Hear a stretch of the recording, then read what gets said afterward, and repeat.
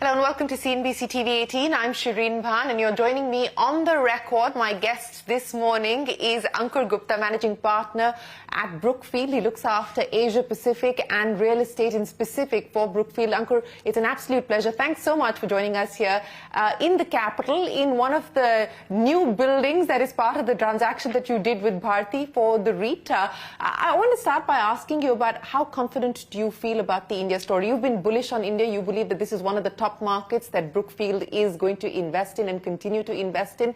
As you look at growth today and the economic cycle, what's the top view on India? So thank you very much for having me today, and thank you for visiting us in one of our campuses. Very excited about what we've done in the last week. And to answer your question, India has been a top market for us. This is now coming to a decade of us investing capital in India. Today, our business in India is more than $25 billion. Yeah, that's across all That's across all of our sectors. In real estate, it's touching close to $10 billion over the last decade. And I would assume the next $10 billion will be sooner. So it could be a matter of fewer years. We don't put a time frame on when that happens, but we need to make great businesses, run them very efficiently, and invest capital prudently. India provides a fantastic macro picture. And the micro continues to get better and better. When I say macro, we have fantastic demand trends, and supply remains limited because India has a capital constrained space as well. The economy is going to grow from 3 trillion to expectation of 5 trillion soon, and the terminal value of the growth is very high, which means economic growth will continue at the fast pace for many years to come. Real assets are the bedrock of that growth. Real estate houses the economy. So when the economy is doing very well and India produces higher returns for good businesses, we have high cost of capital, we get paid to take a little bit of risk, and inflation is in our favor. Yeah. And inflation always helps real estate and real asset valuations. I think the macro is fantastic. And with the institutionalization that we are seeing across the sector and across all sectors in real estate, we believe that this will be a top market for us for a very long time. You know, you said that the 10 billion could come sooner. I just want to understand where you actually see most bang for your buck in terms of the various opportunities that you're looking at today. What looks most exciting to you? Where do you believe that you are going to allocate more of that capital as and when you start to roll it out? So as I said, macro looks fantastic across the board. We've done a lot of investments in commercial real estate, office space, business parks, and India is becoming the office of the world. We see a lot of trend lines towards large corporations moving to India for not just doing back office work, but also doing front-end research. And India is becoming really that sort of office place where services sector is found its home. But hospitality has been fantastic in the country. As urbanization trends continue, we'll see more and more demand for organized play in the rental housing space, serviced apartments, student accommodation, seniors living as well. And finally, the green shoots of growth that we are seeing on the manufacturing side bodes very well for us to have a significant play in the industrial logistics warehousing space as well. So while we pick sectors sometimes globally, some trends are really good in certain countries, some are not. I think India is at that point where a lot of the story looks really good across the board. You listed out a whole bunch of sectors and themes that you are going to be concentrating on. Let me pick on the first one. You talked about hospitality, and you made a big bet there on Leela, putting in about 1,700 crore rupees to start with. What's the play there? What's the aspiration? What's the ambition? And how soon can we expect you to go public with Leela? Look, in 2019, when we recapitalized the Leela business, it was a play on two themes. One is that the hotel sector had been on a decade-long downward cycle, such that new supply had completely evaporated. Urbanization trends in India had continued at the same time. More office space was being taken up. Cities had become denser, and business activity had doubled over the course of that decade. So while it looked like a bet, I think it was a very conscious value investment for us. We believed in the brand. So it wasn't just a real estate play, it was a play on turning around an operating business. In the last 5 years, the business has grown from 8 hotels to now 15 hotels, and we have a pipeline which gives us a site for almost 20 properties across the country. We have kept up the luxury quotient and even enhanced it in the last 5 years. Over the last 5 years, in 4 years, we've been ranked in the top 3 brands across the world. So I would say that across the board, the Leela investments has turned out pretty well for us, in terms of the hindsight 2020. We of course didn't model in 2 years of COVID related yes. stress. But again, when you buy good businesses and you want to make them great, you have to take some years of volatility in your stride.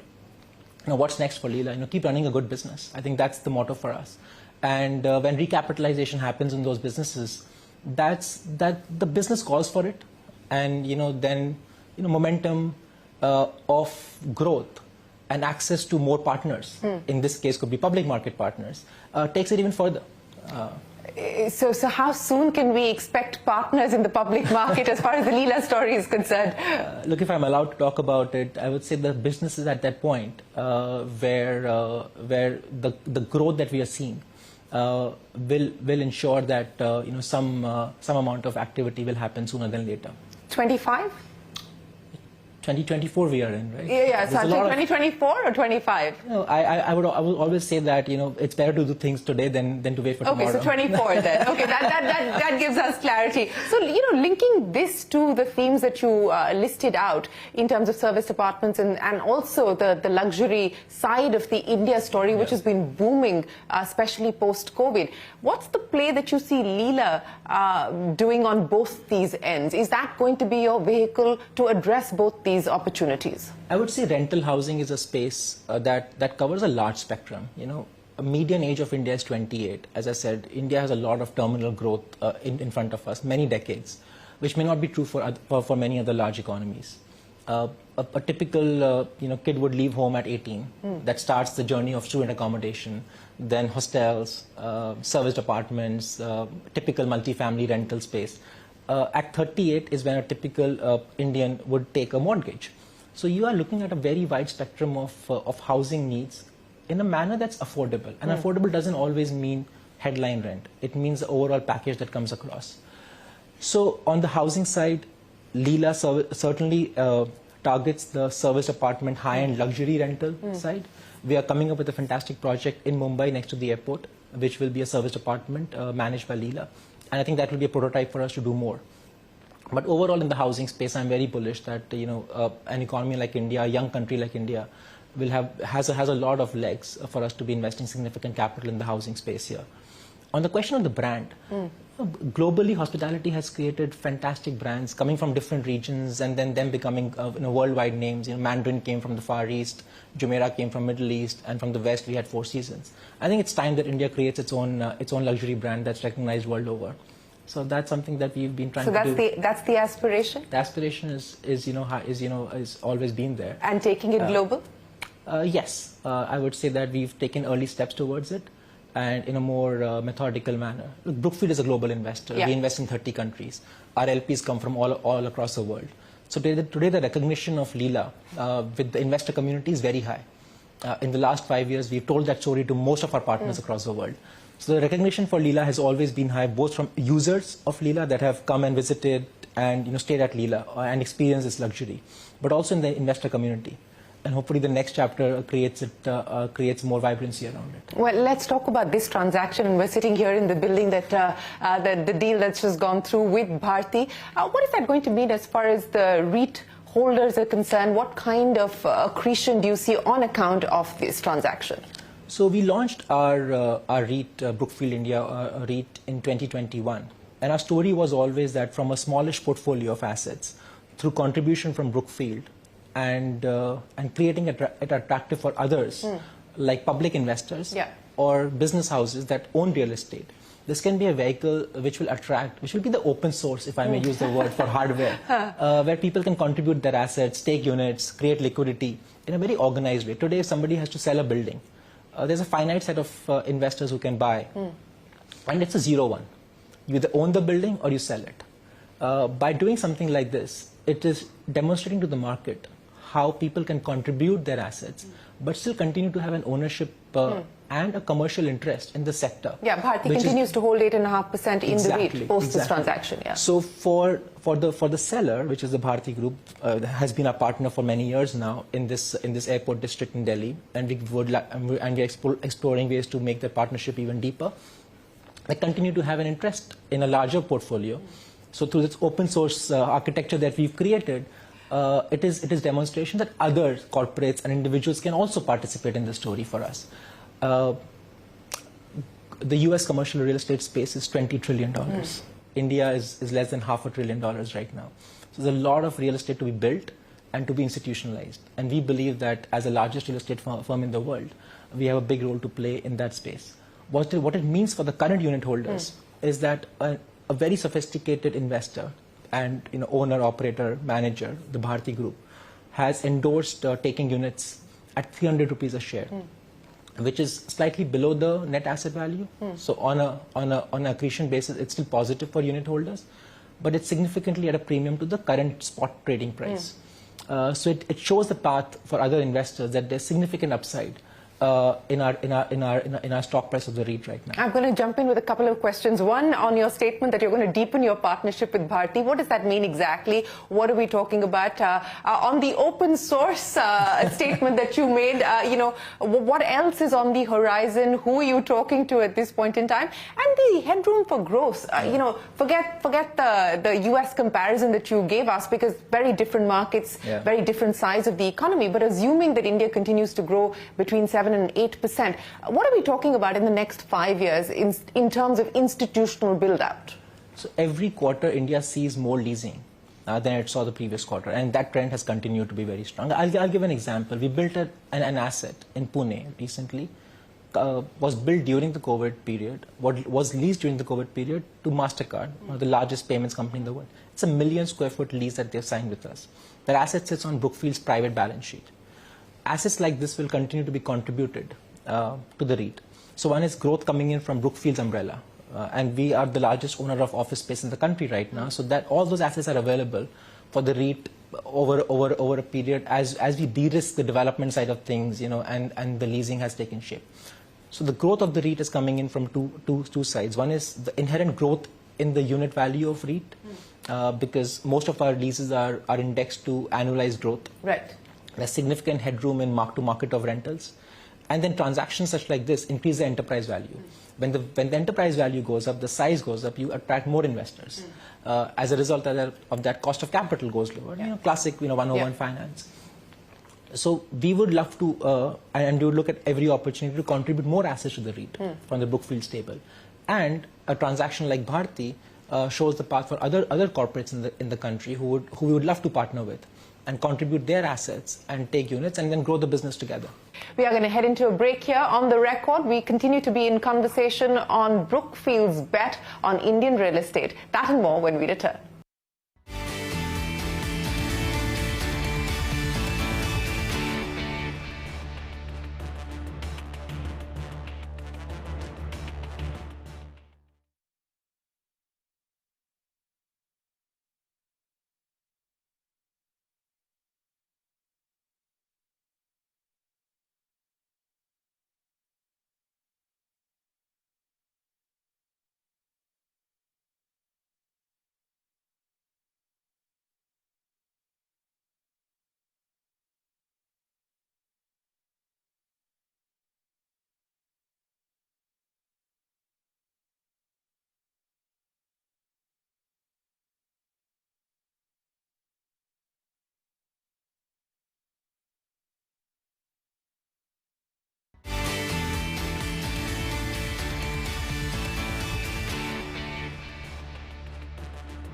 Welcome back. You're watching On the Record with me, Shireen Bhan. Well, I think one of the things that the market is excited about or enthused by is the possibility of you actually upping your guidance as far as new leasing is concerned, because you seem to be on track or, in fact, have done better than what was expected at this point in time. What's the expectation? So we've always expected that commercial real estate coming out of the COVID pandemic had hit a rock bottom sometime last year. And the demand side continues to be very strong. People were waiting around at the gates saying, is it the right time? Are people back to work? India never really saw that, complete, work from home culture. Yes, there was a period of time, rightly so, when the government mandated that we should all work from home. Yeah. And that helped control the effect, the bad effect of the pandemic. I think India, urbanization is a big trend in the country. In fact, I've gone on and said that we need more suburbanization, because our cities are getting a little bit too concentrated. But as far as as far as the REIT is concerned today, the leasing has been, we've achieved 40% of our next 18-month guidance. And I would say that we should beat that guidance now.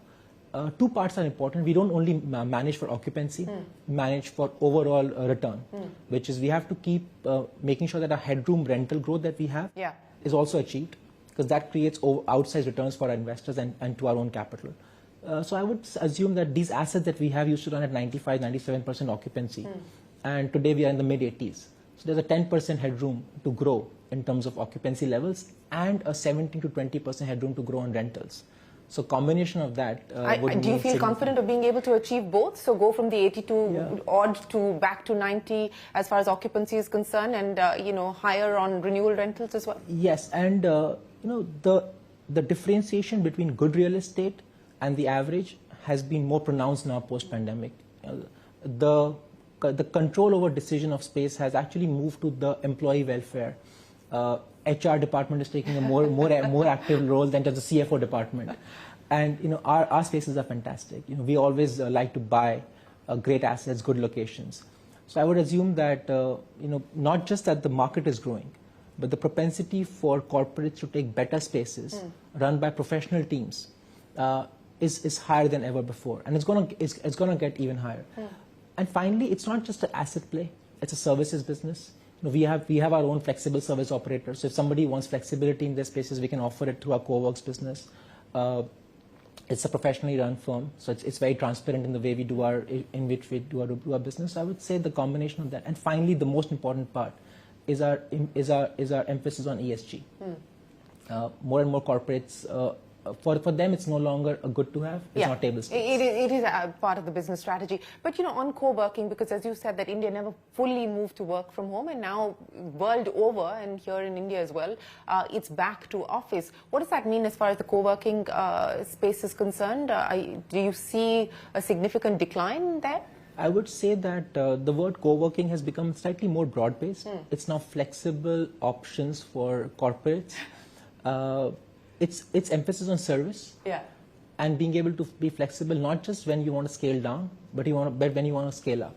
So if a corporation wants to, or a company wants to increase its workforce from 40 to 80 overnight, the landlord should be able to provide that option for people. I think co-working has evolved and it will continue to evolve. For us, our internally managed co-works business is not limited to a particular floor in a building. It encompasses the entire campus. So tenants demand what they want, and we should be able to provide that. The other point that you made was about the opportunity across different markets. I know for you personally, geography is irrelevant because you pretty much live on a plane. But as far as the Indian market is concerned, you're foraying into the capital here with the Bharti transaction. What about other markets that you intend to focus on? The South is a space that is largely sort of off the radar so far as you're concerned. Is that going to be a big focus area? We should do a slightly better job in making sure that our business is well understood. We have one of the largest office landlords in Mumbai, in Bangalore, and now in Pune, Chennai, and we've announced a large project in Hyderabad. So I would say we are a true pan-India player in real estate, certainly on the office side. To the acquisition that we made in 2020, we bought a portfolio of assets from RMC Corp, which spans about 15 million square feet now across South Indian markets, and the best assets in that sub-market. And we continue to be very bullish on the long-term trend lines in all these three cities, Bangalore, Chennai, and Hyderabad, and would love to grow our business from there on. Since we're talking only about the strong tailwinds as far as your business is concerned, are there any headwinds at this point in time, or potential headwinds, regulatory challenges perhaps? Look, India has done a lot of good work in creating a regime for commercial real estate, REITs, etc. We had a bit of a bottleneck with SEZ reforms. They've also been announced now. I would say it's contingent upon the industry to work with regulators to have a two-way dialogue. I think India has been pretty good over the last decade that we've been investing in India. We've been treated very, very well by all stakeholders in the country. So we are very grateful for the treatment that we've got in India.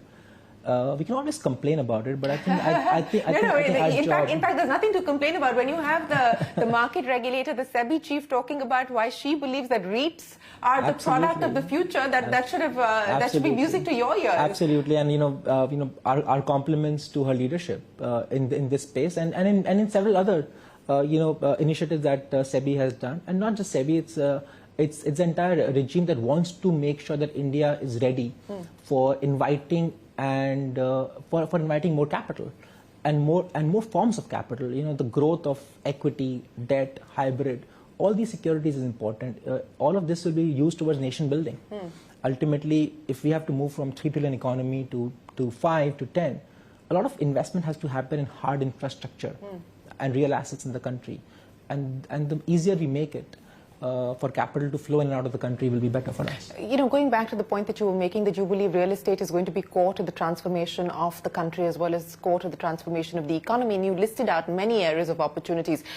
Prioritize for me, manufacturing, logistics, industrial parks, housing, which you of course mentioned, data centers, office space. If you could list out the top 5 in terms of where you are likely to deploy capital. Mixed use. Good answer. India. Many markets in the world suffer from under demolished assets, which have passed their use, sell by date, or India is still in that phase where we are building up that infrastructure. So I would say that on balance, the demand supply looks pretty good. To answer earlier question, what could go wrong? Because the volatility in India will always be higher than many other markets. Because when high growth happens, the volatility is higher. And while that creates opportunities for long-term capital like ours, it could create short-term situations where either there's liquidity issues or there's in some pockets governance issues. I think as an industry, we have to all stay together at that point in time. I would say that on balance, it looks pretty good here right now. Well, speaking of looking pretty good, as you pointed out at the start, 25 billion overall as far as Brookfield is concerned in India across your various sectors, 10 billion assets under management as far as real estate is concerned. What could that be at the end of 2030? Look, India is expected to double. So if we have to keep up with the trend lines, we should be better than that. So I won't put a number to it. What is the target that you've set for the India team? To make it, to keep building good businesses, and those businesses should be built to last. That's a key target for us. We should be running a good business. I'm sure there's a number there somewhere.